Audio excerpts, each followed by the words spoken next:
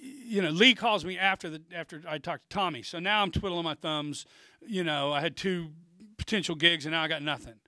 And then Pete Lee calls me and said that Mike Bishop has left GWAR, and they need a bass player. They need a new beefcake. And he's like, dude. And you're beefy?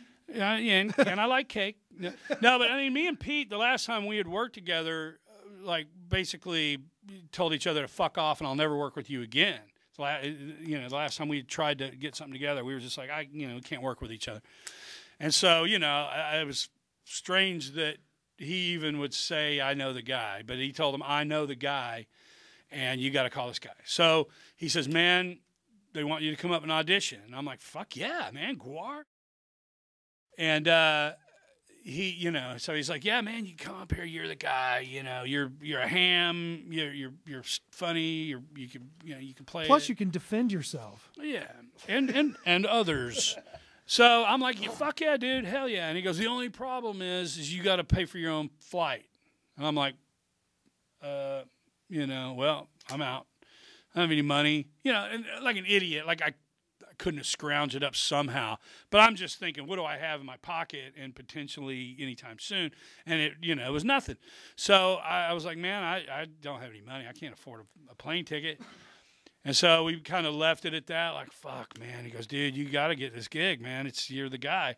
And we just kind of left it at that. So I hung up with him, and I literally had one of those moments where I look at the wall as if it's a television camera, and I go, what the fuck just happened?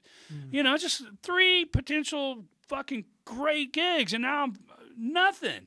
And I'm just sitting there with a bong in my hand going, what a fucking complete loser you are. He calls back the next day, and he goes, I convinced them that they don't need to look any further. You are the fucking guy, and they're going to fly you up here. So I flew up there with a 1/4 pound of pot and my stuff down my pants, back when you could get away with doing that. Yeah. And I walked in and threw it on the table, and Don Draculich who's plays Sleazy P. Martini, the manager, he was working on sewing some strap onto some costume thing. And he just sort of like, in his dry way, sort of glanced over at the pot and goes, yep, he's the guy.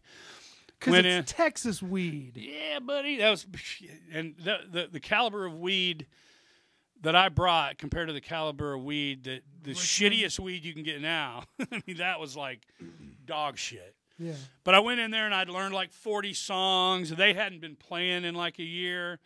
So they were like, how's that go? How's that go? So I went in there and I'm like showing them their own songs, and it was great. And we started playing, and we just clicked.